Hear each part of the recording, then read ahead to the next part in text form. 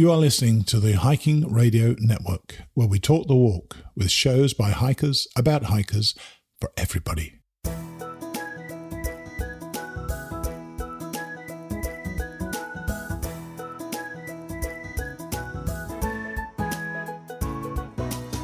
Mighty Blue on the Appalachian Trail, the ultimate midlife crisis. Join Steve and his guests every week as he staggers from Georgia to Maine.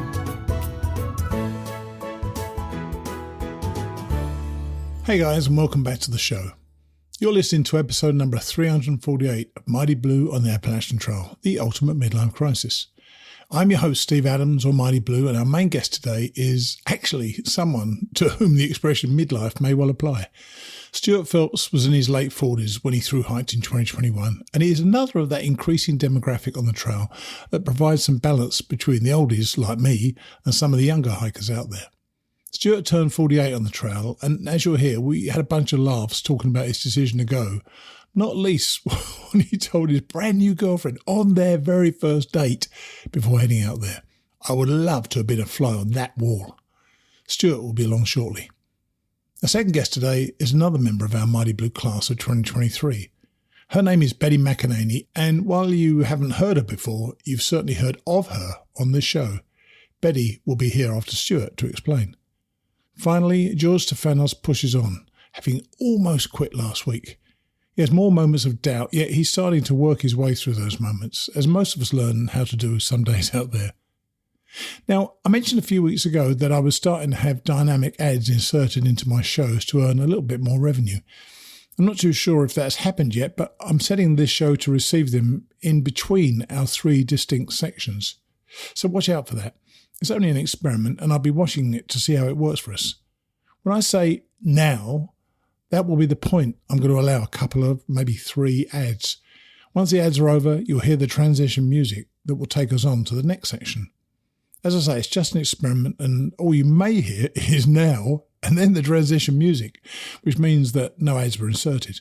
We'll just see how it goes. So let's get on and hear from Stuart Phelps, or Puppy Love. Here he is. Today's guest is another in that rapidly increasing demographic of people in their 40s who decide to hike the Appalachian Trail. This is Stuart Phelps, or Puppy Love. Hey, Stuart, thanks for coming on the podcast. Hey there, Mighty Blue. How are you? Well, I'm good. Before we get going, you do know that you are allowed to turn down a trail name, don't you, when it's given to you? How on earth did you get landed with and accept Puppy Love? Well, I had initially gotten a trail name of Mad Scientist because unlike what you see right now, my hair was a lot longer and more of the Einstein type look. All right. Nice. And I held on to that until probably somewhere in Virginia, 300 or 400 miles in. And, I wasn't the personality of a mad scientist, right? Maybe the look, but we stopped at some Trail Magic, and there was a bandana hanging in a tree. Looked like it was fresh and brand new. And everything looked fresh and brand new on the trail. Well, it was at a trailhead, so I figured somebody may have just thrown it out there. And, but I put it on and started wearing it, and I got a FaceTime call while we were there, and they were like, "Oh, you know what? You need to get a new trail name, Puppy Love." And the people hiking with me heard it and said, "Oh, that's awesome." Well, on the bandana was dog prints and hearts. Oh, how cool. So I was like, all right, well, I did turn a few down along the way, but I kind of stuck with that. That one is that is well earned then in that case. That's pretty cool. Yeah. That thing about picking things up, all the rules of real life go out the window, don't they? The 3-second rule on food is about 5 minutes on the trail, isn't it? I have a comb that is still in my in your bathroom vanity now that I found on trail. Oh my gosh. I don't use it, but is there. Yeah. And you weren't really a hiker other than family hikes. Tell us how you got the bug for the Appalachian Trail. I'd really done little 2-3 mile hikes to waterfalls and such, and a couple long ones here and there, but long was 7 miles, Still feels long. Still, once you're off the trail, it still feels long, doesn't it? 7 miles. I'd love to walk 7 miles today. So, and then I had gone through a breakup, and, I had also in the middle of that started listening to some different podcasts, funny enough. Yeah. And one of the things that I always heard about in there for, personal growth was what they called forest bathing, which is basically what it sounds like. Exactly. Spending time in the forest. Yeah. So I thought, you know what, I'm going to start doing longer hikes, see if I can. So I went out and did a 10-mile hike one day that had 14 river crossings on it. Oh, gosh. And it was miserable. At that point, actually on the way home, I started listening to my first AT podcast. It was Backpacker Radio. Sure. And then somehow I ended up listening to your podcast. Mm-hmm. I think it was through my friend Kimberly Legs. Legs, yeah. She was on the show, yeah. Yeah, she yo-yoed the Mountain Sea Trail That's here right, in North Carolina, and I started getting the bug at that point, trying to just get longer and longer hikes. And what was the attraction, though, Stuart? What was the attraction for you? I can't explain it myself, by the way, so it's an unfair question for me to ask other people. So what was it about the thought of a long-distance hike that really appealed to you? I think the biggest thing was the challenge. Sure is. And then when you add the fact and the conversations of meeting different people, sure, and the culture along the trail, not only on the trail but also in the trail towns, it just, to me, it seems like a neat experience to try. It sure is, isn't it? Yeah, absolutely. Yeah. And I know that you mentioned that your ex-wife's grandmother lived in Damascus, or her ex-wife lived in Damascus. Yeah. So did you actually go and visit somebody in Damascus? Yeah. So I had we would go there from time to time. Both her mom's parents and dad's parents lived in Damascus. Mm-hmm. And we would go there from time to time. And I spent a little time on the Creeper Trail, which now I know has some AT on it. That's right. I remember one conversation where her grandma was saying that the Appalachian Trail ran right up the mountain behind their house. I was like, oh, that's cool. I'm from Louisiana. I didn't know what the Appalachian Trail was. There wasn't Facebook and social media and all those things. Isn't that amazing that this thing could have existed for lots of Americans without them even knowing what it was? I'm kind of shocked that it is. I know not everybody does hiking, and that's fair enough, but it's just such an iconic sort of trail, and yet a lot of us a lot of people over here don't seem to have any idea of it. Right, and I think now with social media, it's like you see more of it. Sure.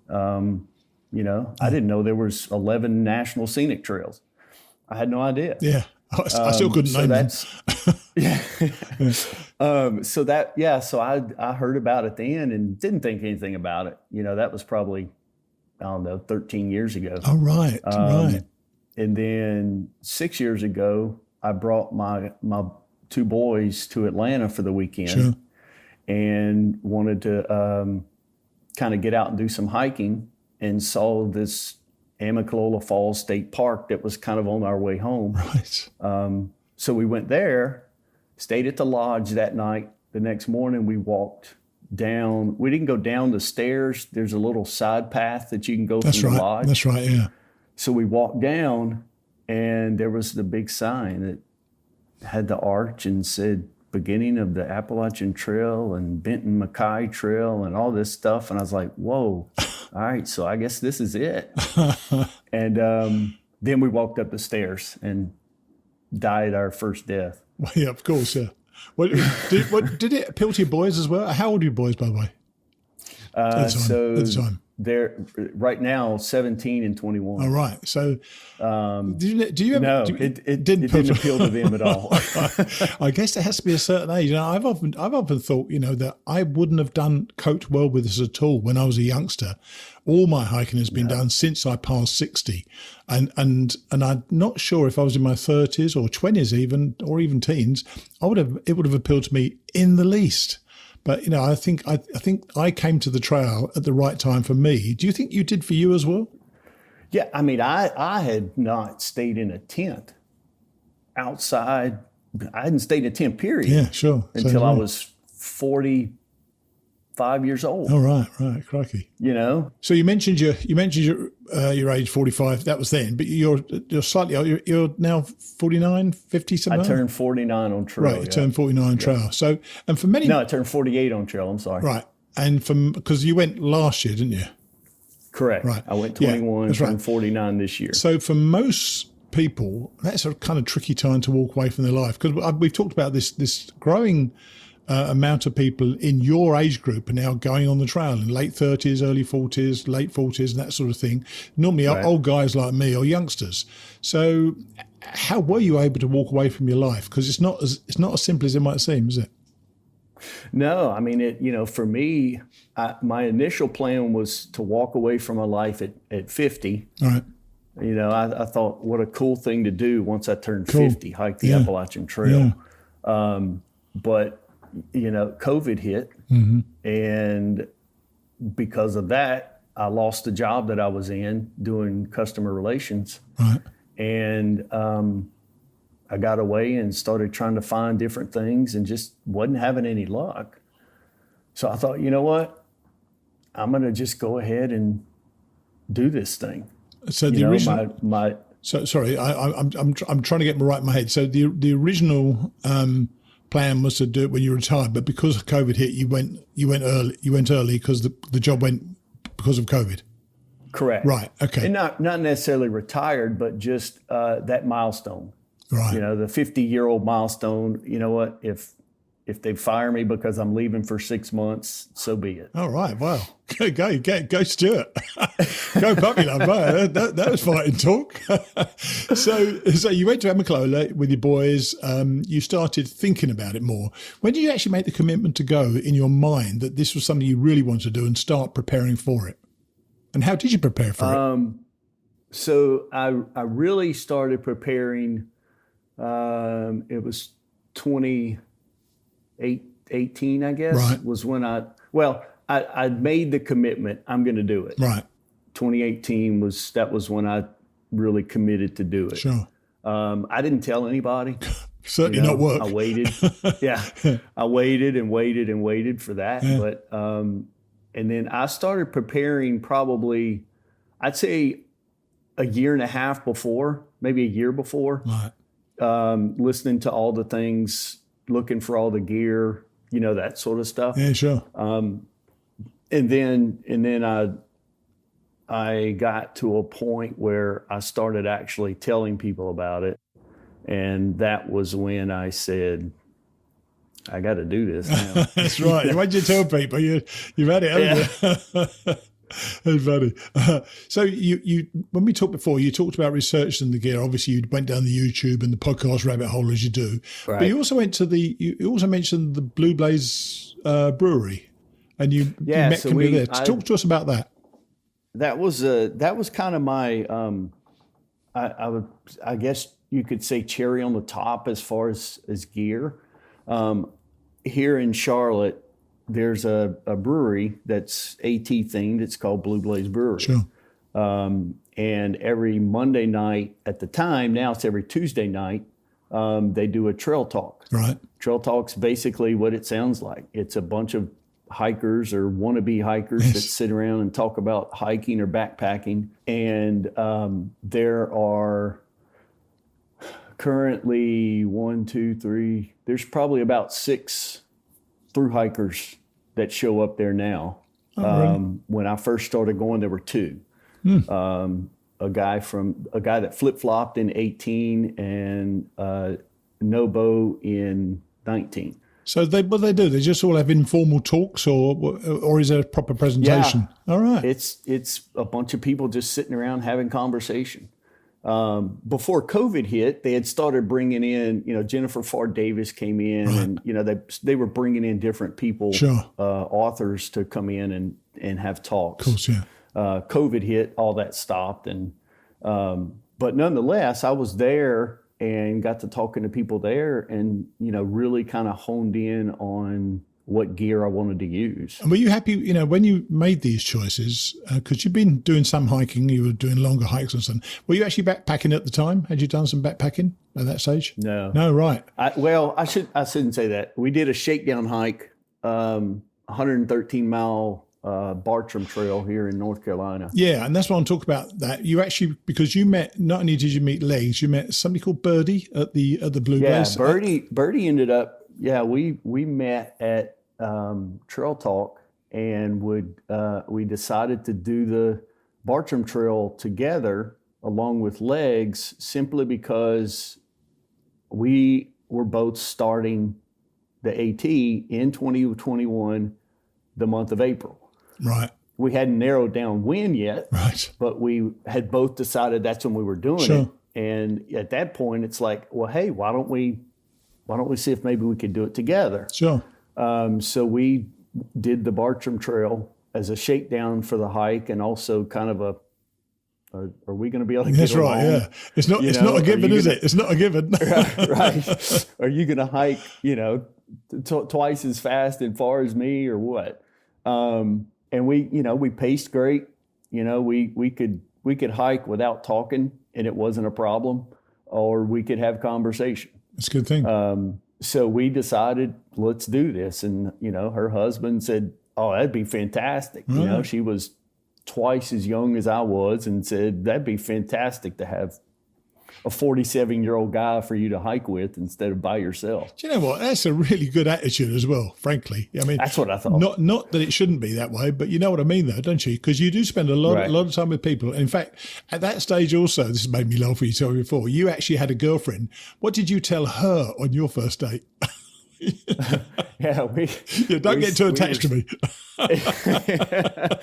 Which, funny enough, today is our 2-year anniversary. There you go. So 2 years ago, we sat down to dinner for the first time, and this is after I had picked her up. I told her, I said, "Hey, I'm sorry to say this, and this is really embarrassing, but I forgot my wallet at home." Excellent. Yeah. She's thinking, lucky me. Yeah, exactly.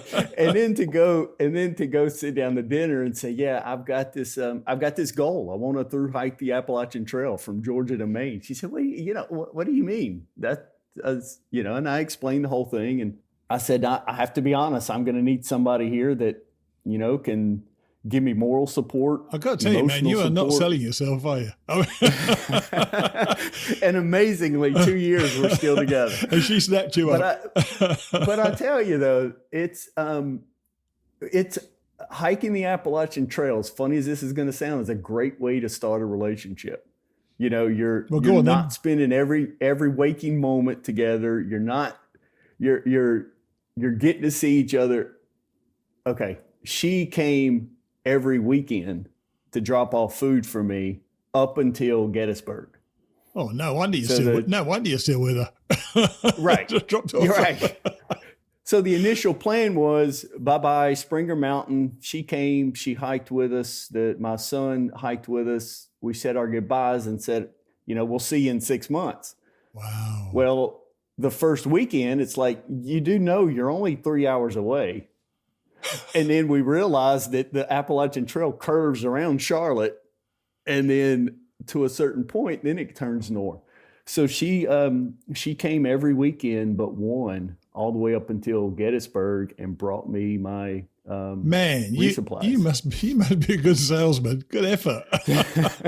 I'm impressed. So we got to spend time in these towns that we would have.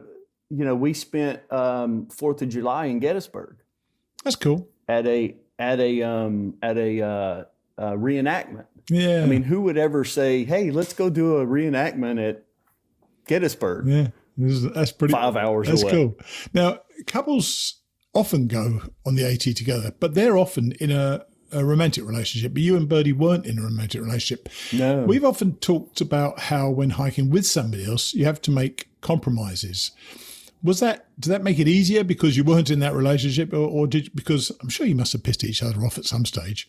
Yeah. So how did you manage that? Because this has only come up more and more recently, how people, when they hike together, they do make compromises that they didn't necessarily think they would when they first started their hike. How did that work out for you? Were your paces equal, or did you like the same sort of things? Our paces were equal. Politically, we were polar opposite. Those are conversations we just stayed away from. Excellent. Quite right, too. We just, and that wasn't all right, we're going to do this, but here's the things we're not going to talk about. It just happened. Yep.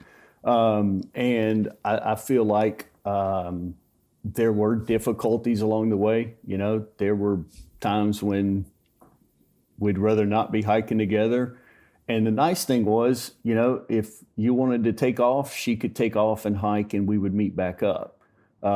Once we got around the Irwin area, her sister lived near Irwin. Sure. So she would pick up Birdie. Birdie would stay at her house, and then we'd go out and hike for the day. They'd pick her up. So we got some time apart then. Yeah. We hiked. We probably hiked over the whole trail. We probably hiked 2 or 3 weeks, not together. Right. Separate. So you're able to make those compromises, and this is important for people to know. This isn't a given. Once you start with somebody, you won't necessarily stay with them the whole time.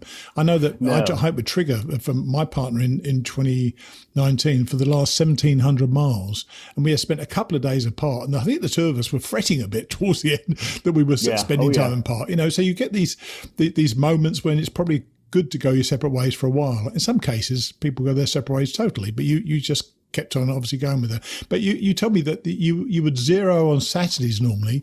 Right. And you met your girlfriend and she met her husband. That's a pretty good way to keep it keep it working forward, isn't it? Yeah, and it was nice because they had Birdie and her husband had a camper van. Nice. And it was an old church bus that they turned into a sleeper. Cool. And he would come up with that. So they would stay there. I would usually pitch my tent outside. Nice. And so we would end the day on Friday, and he would have us something cooked. And then Saturday, we'd usually spend time with our significant others. And then Sunday, we would take off. Sometimes we'd slack pack on Sunday, and then they would bring us our stuff, and then they would take off. So not having backpacked initially, when you first started at Amicalola, I think Georgia smacks you around the face a little bit, doesn't it? You're not really sure what to expect. Did you get into your rhythm fairly quickly as a hiker and a backpacker? Did you learn that skill pretty quickly? As far as the skill goes, yeah, I think I did. I struggled sleeping for probably 2 weeks. Probably 5 or 6 days into it, my foot started hurting really bad. That's actually what I want to talk about, because it was your feet, because I know you had a few issues and you talked about actually quitting a couple of times. How did that come about? Because this is you invest so much time and effort into this, and money as well, by the way. It's not a cheap endeavor, is it? Yeah. So you do that, and yet your feet were hurting you. What was it? Was there something that was treatable, or was rest the only way forward? Well, I had bought a pair of Olympus 4 shoes. Well, the Ultras. Yeah. These Ultras are going to be great shoes, yada, yada. So I took off, and I was, like I said, a couple of days into it, and my left foot started hurting really bad. Right. I made it to Franklin, went into Outdoor 76, got to talking to Rob in there, and getting some ideas. And he put me in a pair of inserts, and I found a cork ball. Right. The cork ball was really what got me through this thing. Wow. I started rolling every night, and when I stopped near a stream, I would soak my feet in the cold water. Yeah, that's great to do. Great to do that. Yeah. I mean, not only refreshing, it just felt good Yeah. on my left foot was the bad one. What was he doing? Was it cramping up or something? No, it was literally, I'd get up in the morning and it was like stepping on a bed of nails. Oh gosh. But the nails were right in my arch, between the arch and the heel. Right. As I would walk, it would get kind of stretched out and fine. So what I started doing at some point was I started doing some stretching for it. Mm-hmm. And that in the morning, and that really helped out a lot too. I think the biggest thing I did was when we stopped in Warwick at the movie theater. We stayed the night there. Sure. And I went into a grocery store and bought some plantar fasciitis inserts. Uh-huh. And from that point on, it never really, it didn't bother me as much as it did the first 500 miles. I was 800 miles in, and my shoes were still the original. Oh wow! And that was the first time I threw my backpack down and said, I'm done. Was this the hissy fit? This was a hissy fit. This is exactly what this was. We were coming into the Brown Mountain Creek shelter, I think it was. And I just came around the corner, threw my backpack down, and said, Bertie, I'm done. And I'm sitting there wallowing in my sorrows, and I throwing a fit and cussing at the bag. And then I turned around and look up, and Bertie's just standing there quietly. And I think that's some of the reason we made it 2,200 miles together. We both knew when to. She knew when more than I did, but she knew when to manage your hissy fit. Excellent. Yeah. And one of the funniest things, my talking about walking with the same person the whole time. My youngest son, when we were about to leave, he said, "What are y'all going to talk about for 2,000 miles?" I said, hopefully not. Yeah, not a lot. Hopefully we're not talking the whole 2,000. Yeah, not a lot at all. So you got to Damascus, and I know some family lived there, but your ex-wife's family were following you on your hike, weren't they, or something? Yeah, they were following on social media, and just kind of offering encouragement here and there. That's and cool. At some point, sent them a message and said, "Hey, are y'all going to be at trail days?" Because they're always they work at the they'll go into the Baptist church. Sure.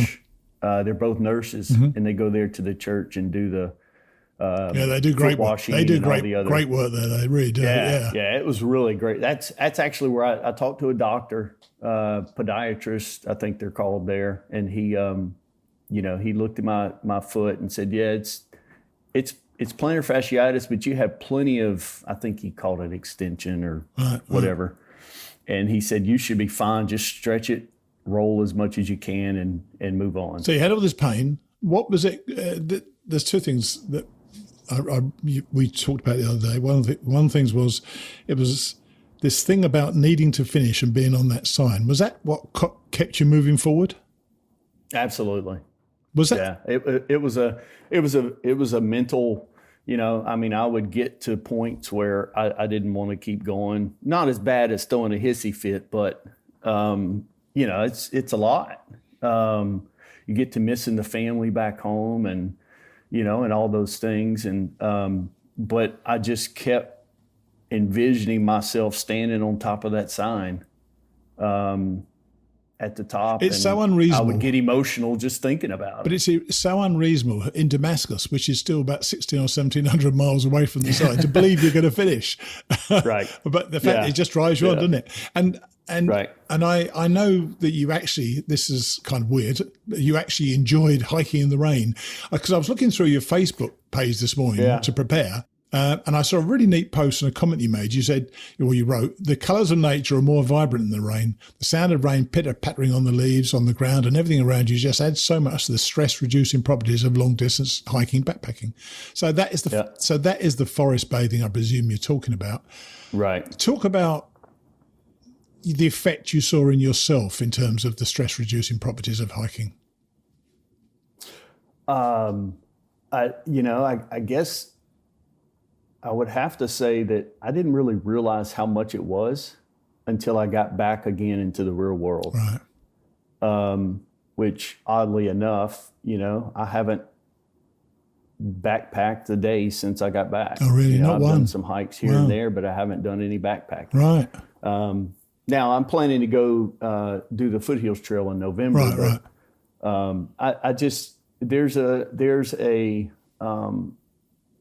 just something in my mind, and I think that's why I enjoyed doing that so much. Was there's just something relaxing to the sounds around you, the cool breeze, the birds, the deer, all the things that you're walking through there, that the crackling of the leaves under your feet as you walk. I love all of that. I love all that. It's the rain that sucks for me, but it worked for you, didn't it? Yeah. I don't know. It's the rain thing is kind of weird. I mean, I'll admit that it's a strain, but it's just something about just you're really living your fullest in nature when it's pouring down rain. It's certainly a strength.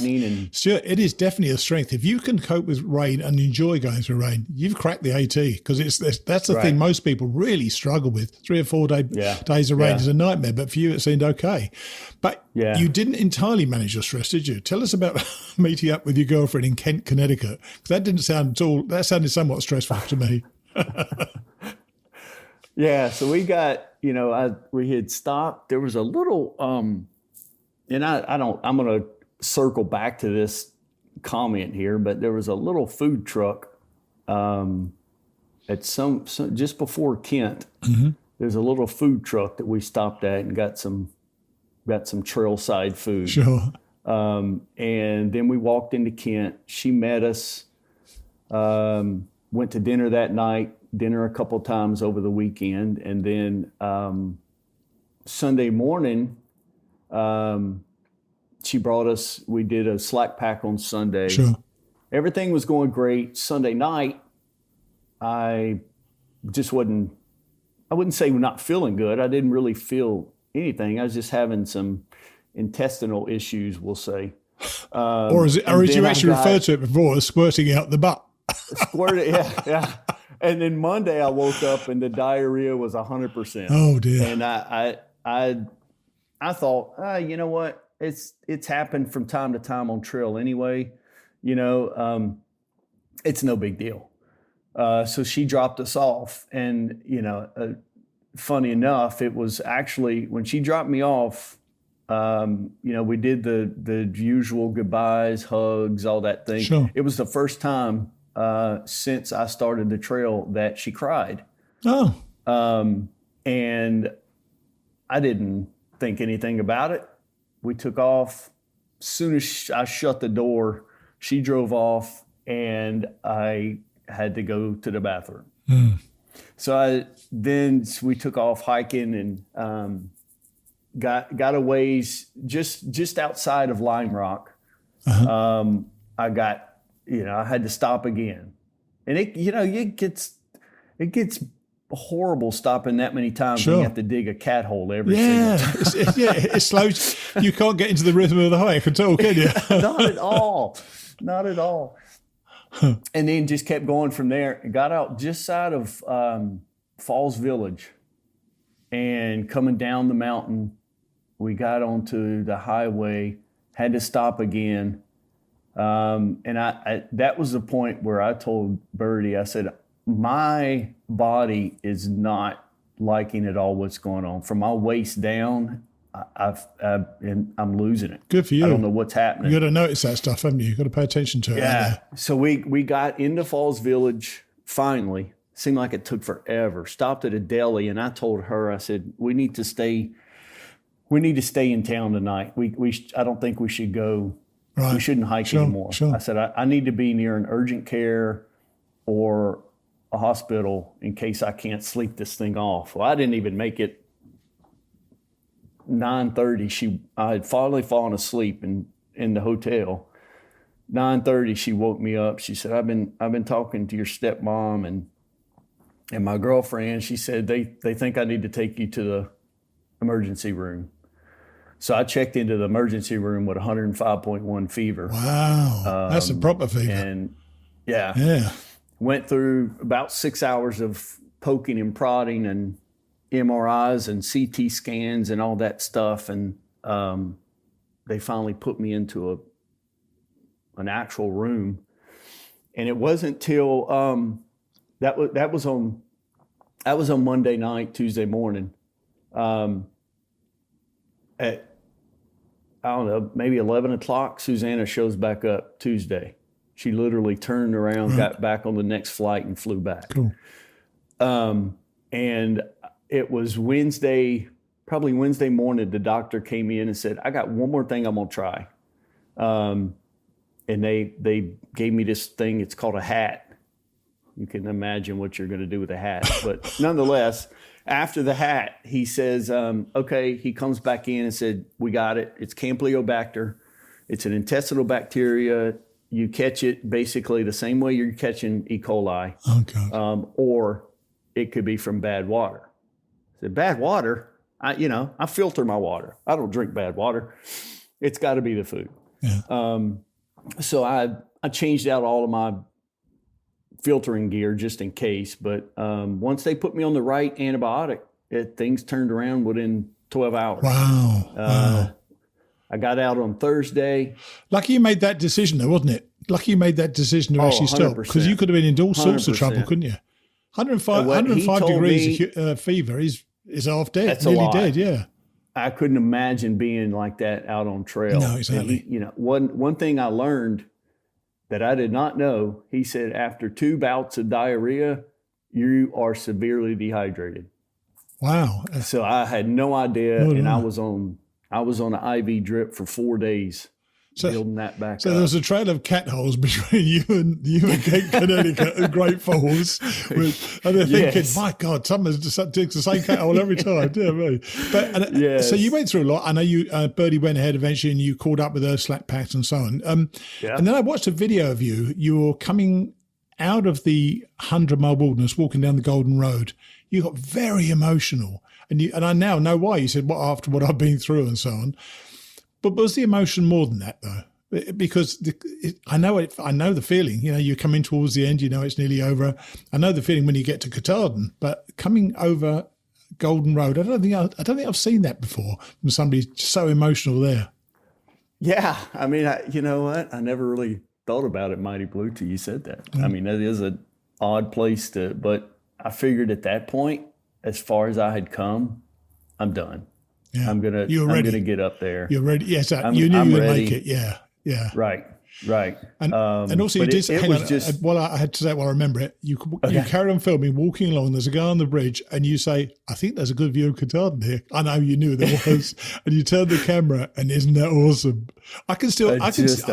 I still feel the hairs on the back of my neck go up whenever I see anybody film that. Just show it when you come across there. You know it's going to be there, and it bloody well is. It looked fantastic. I got chills right now. There you go. Yeah, and I think that was the crux of that whole emotional thing was, there were 4 days where I was laying in the hospital and had to fill out a document saying if I died that they had permission to revive me. Oh God.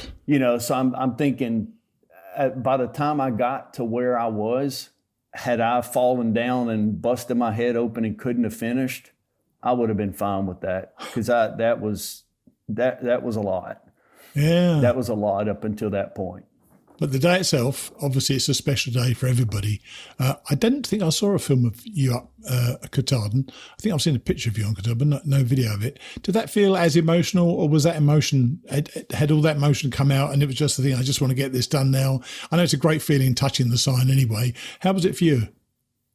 Well, my stepmom, my girlfriend, Birdie's husband, the mayor, who was our other part of our 3-person family, his girlfriend, they all hiked up with us. So there was a little bit of caretaking, if you will, along the way. Yeah.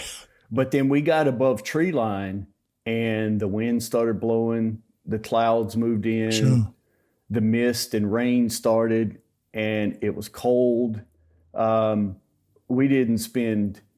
We may have spent 5 minutes at the side. Oh, really? It was just too cold, too windy, too blustery, and everybody that was with us was just miserable. So that was why there was no video, or there's the pictures and one of the live videos from the iPhone camera. All right. Oh yeah, I got emotional. I teared up again, same as I did getting onto the Golden Road. That was the first for me, seeing the Golden Road emotion. That was pretty cool. Yeah. And you told me the other day when we were speaking, and I wrote down the exact quote. You said, I can be just as happy with a little as I can with a lot. And that's something a lot of people seem to learn on the trail. I think I did as well, actually. Does that manifest itself still in your life a year later? It does. I'm constantly going through my closet and getting rid of stuff, because I've just got so much stuff that I know that I don't need. Yeah. Yeah. And that's one of the things, people always ask. I actually talked to someone just a couple nights ago, and they were asking about it. And how many pairs of clothes do you bring? I bring one.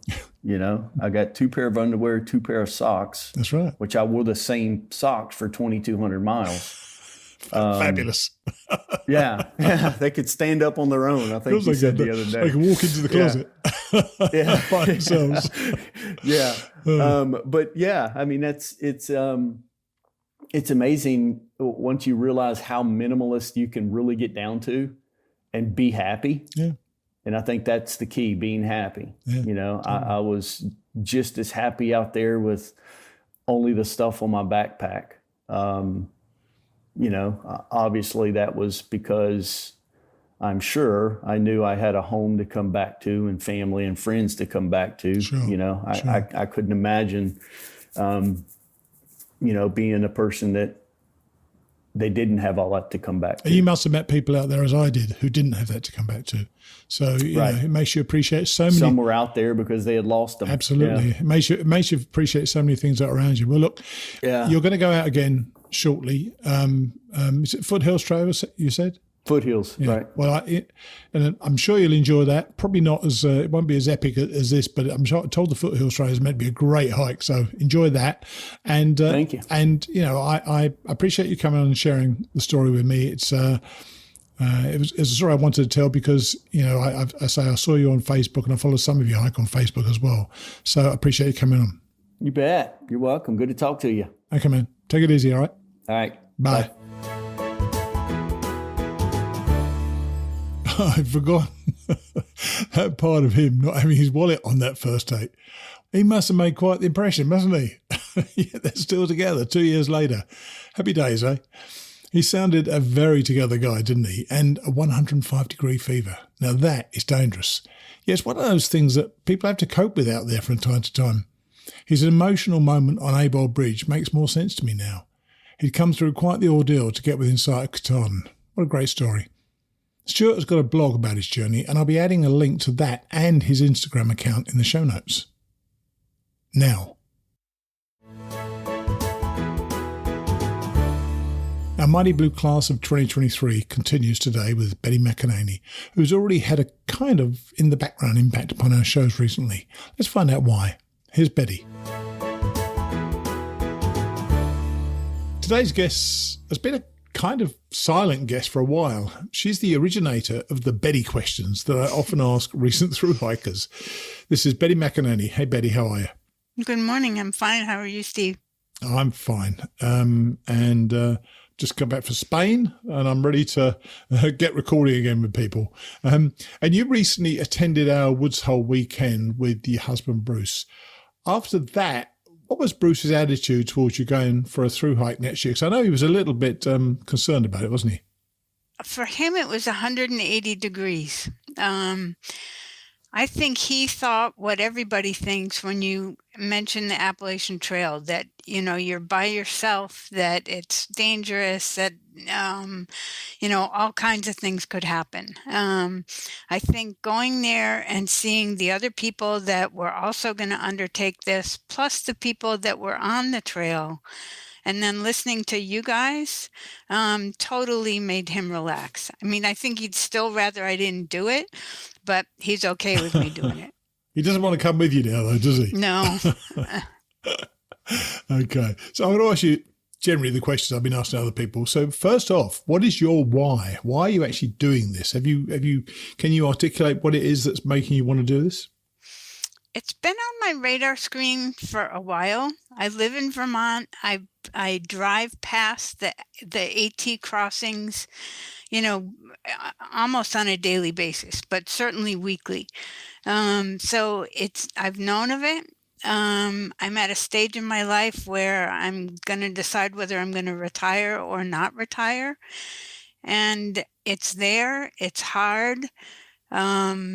It's a challenge. It will give me me time when I haven't had that because of the nature of my work. So I'm looking forward to it. So what do you do currently? I'm a real estate agent. I've been doing it 44 years. And so now you've probably got the hang of it now then.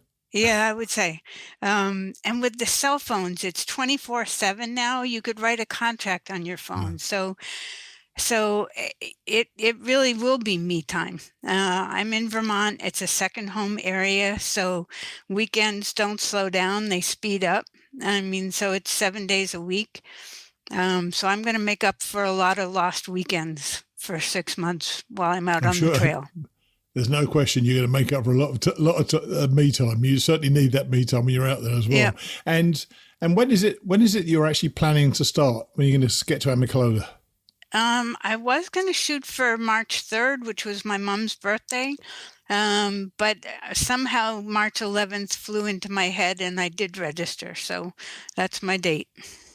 March the 11th. And on the registration, and I haven't checked it this year, but often around that time, they say about 50 or 60 people are starting each day. Have you checked how many other people are starting that day?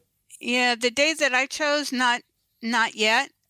But I maybe registered early. There were some days that were more booked than others.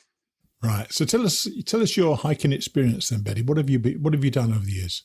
I'm outdoor and, showing land and, I'm out and about a lot. I would say I've done some day hikes prior to this summer, but I did do a couple of shakedown hikes this summer. Where'd you go? There's one called the Greenway Trail, which is in New Hampshire from Monadnock to Sunapee, which is about 50 miles. And then I did about 50 miles on the long trail. And how did those shakedown hikes... Did those shakedown hikes alter your perception, or did you make changes after those hikes? I did change packs. I had bought a Big Agnes pack that was new this year that was supposedly for women.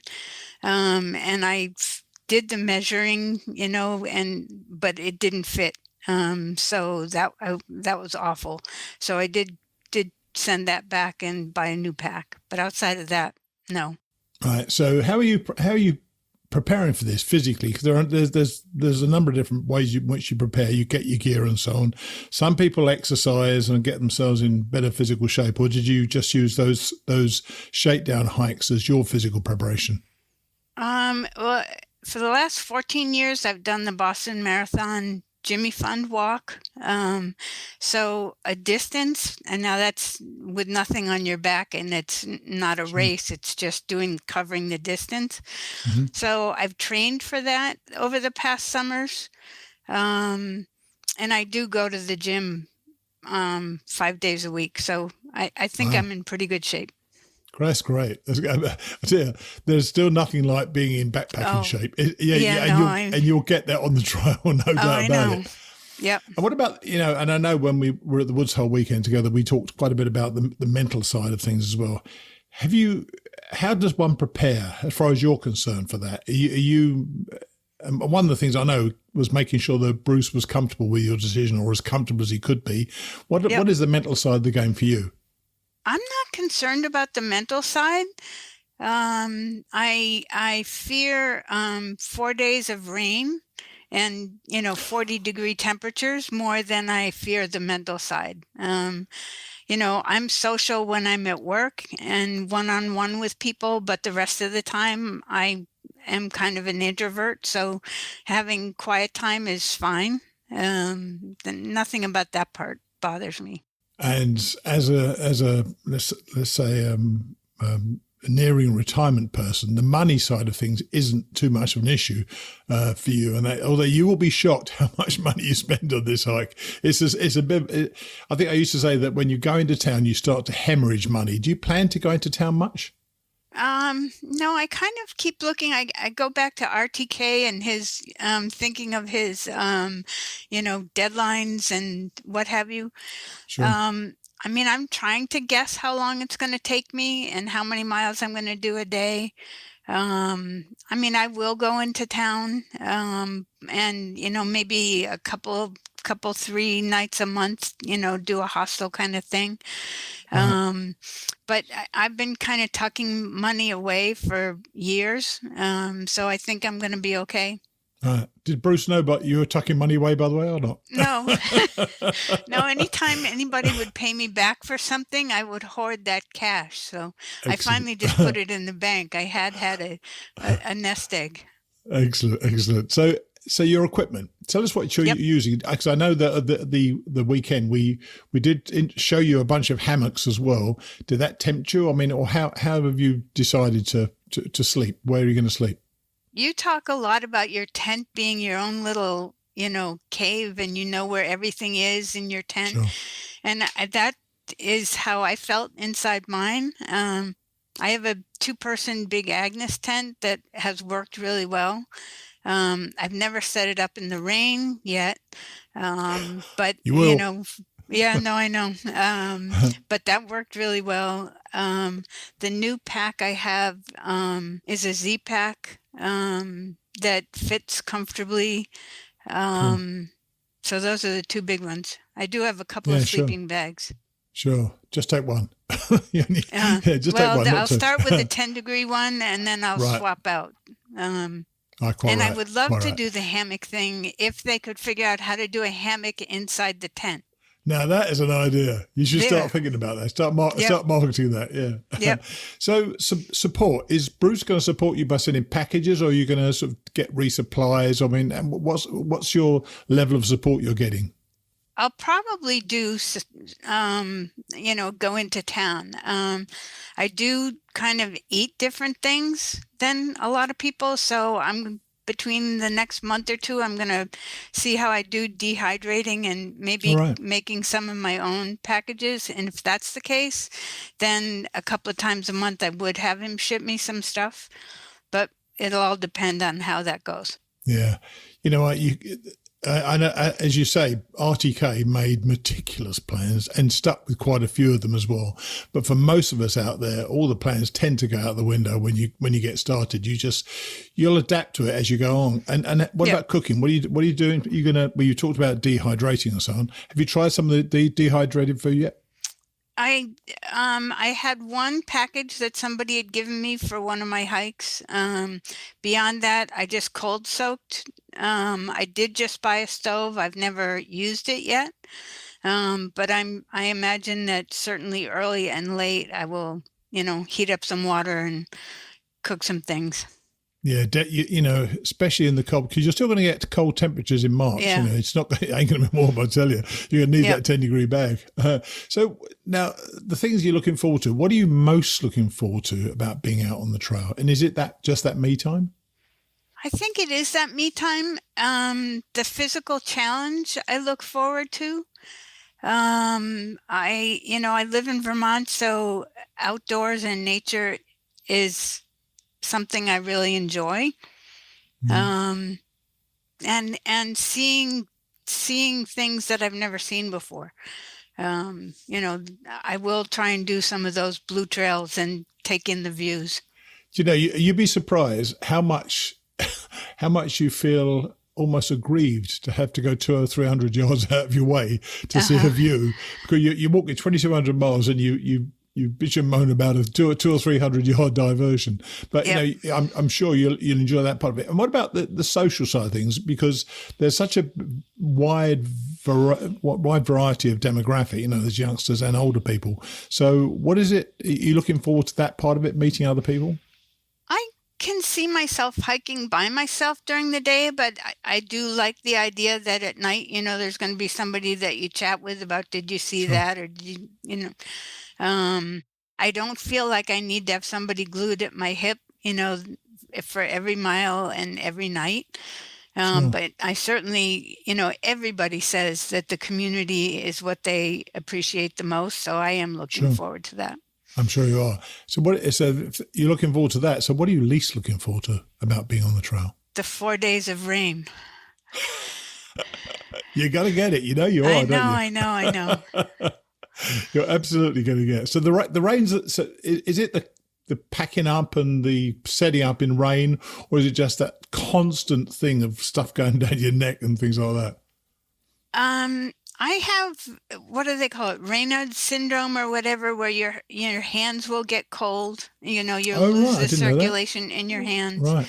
So I don't want to be cold and wet for extended periods, because so I think I'll just kind of watch weather reports, and if I have to stay in a shelter to stay out of the rain for a day, I will.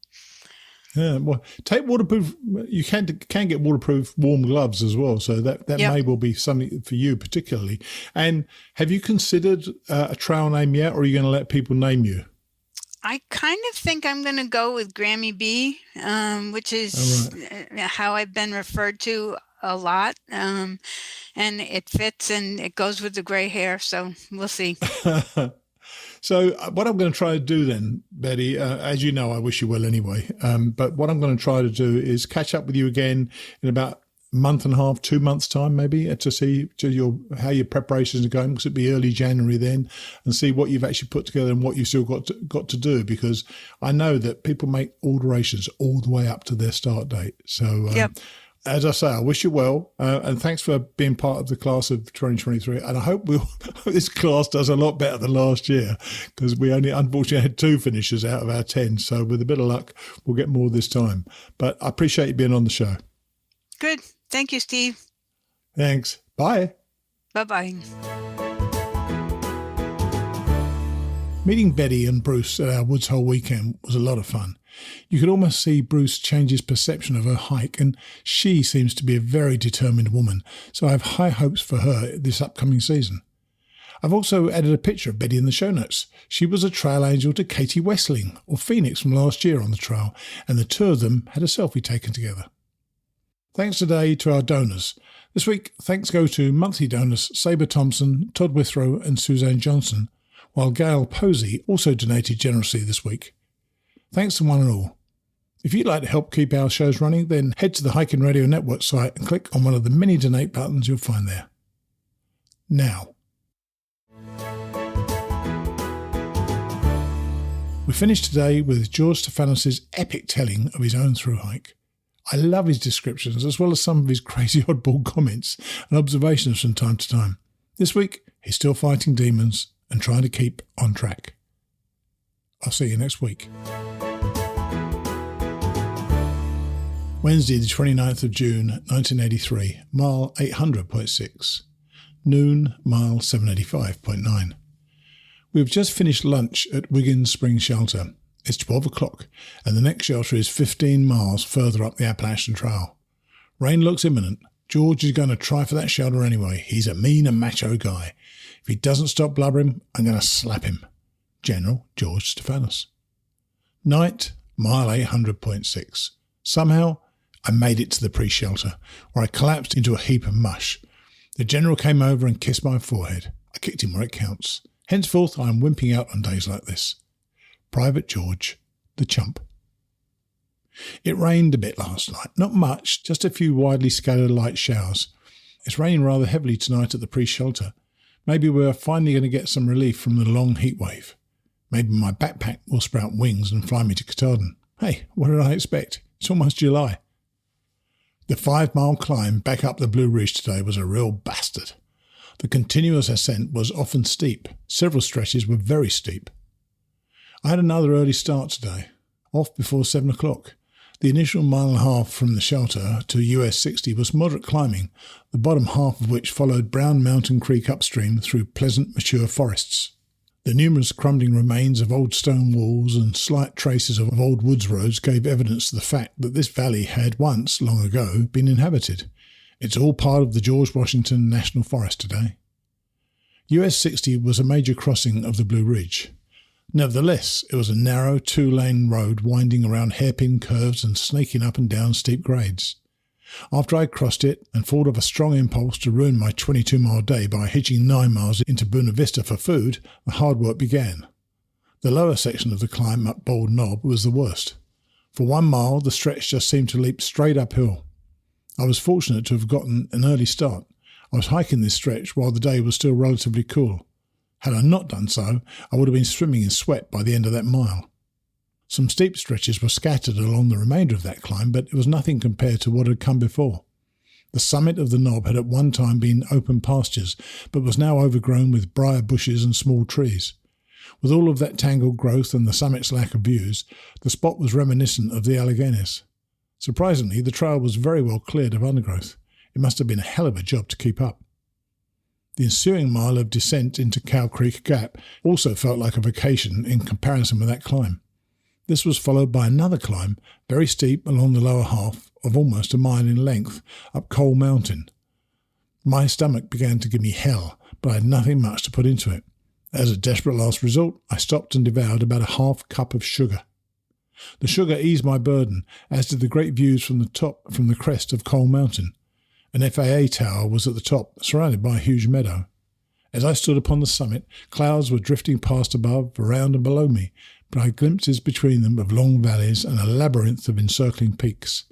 Those clouds kept the heat down all day long. That was downright pleasant. The ridge crest remained open and scrub-grown for most of the next 1.5 miles to Hog Camp Gap, and panoramic views continued. The trail was hacked through thickets of wild strawberries, but other hikers had beaten me to most of the ripe ones. I was continually catching intense whiffs of strawberry, but could never manage to locate the sources of these aromas. If there is a hell of a starving through hikers, it's probably very similar to that experience. After a 7-mile morning, I followed the half-mile side trail from the AT to Wiggins Spring Shelter. I had been told that the water from this spring was worth the trip in itself, and anyway, a backpacker needs a place at which to lay back with his boots off at some point during the course of a 22-mile day. Shelters are oases in a comfortless desert of insects and mud. It's nice to relax without the need to stay alert as to whether large red ants are crawling up one's leg. Additionally, to be honest, the main reason for the side trip was that I was 90% decided on wimping out on the grueling day I'd planned. Rain was imminent, and although I'm trying, I've not yet become as mean and macho as I like to joke that I am. Although it was still morning, 2 hikers were already at the shelter when I arrived. One was the lady who had suggested to me the use of duct tape for temporary shoe repairs at that little store near North Mountain Thursday. She's making a sort of a through hike. She told me that she hitchhikes over parts of some sections and skips others completely, but is just out for the enjoyment of those sections she chooses to hike.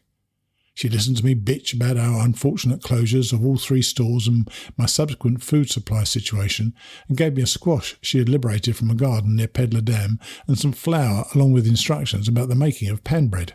That was generous, coming from another thru-hiker. The other person at that shelter was the middle-aged leader of a group of Boy Scouts out on a backpacking trip. Having injured his Achilles tendon and been forced to drop out of the hike, he was in a surly mood and seemed to resent the fact that the lady and I were in so much better physical condition than himself. Wiggins Spring is located on an old road, gravel-surfaced and passable for cars from the valley below up as far as the shelter, at which point it becomes an undrivable dirt track for the remainder of the distance to the Appalachian Trail along the ridge crest. A man who lived a half-mile down that road stopped by. He is one of several incredibly perceptive local people along the Appalachian Trail who sort of adopt backpackers, being very fond of us as a group. Well, we are cuddly and lovable at that.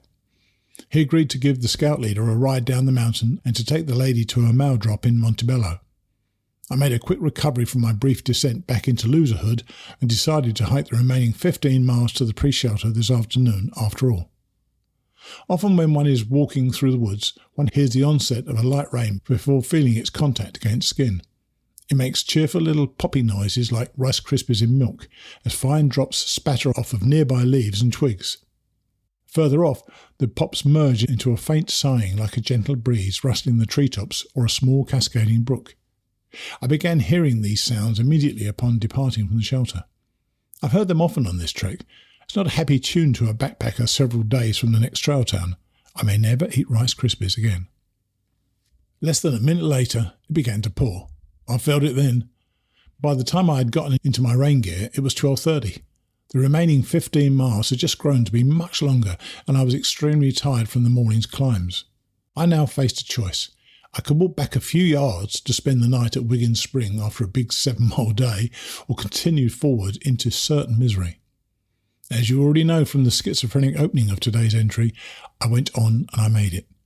I had a fairly good time throughout the afternoon despite the cold rain, walking along laughing at what an idiot I was and serenading myself with an extremely sarcastic rendition of George Stephanus Was a Man, sung to the tune of the theme of the old Daniel Boone television show.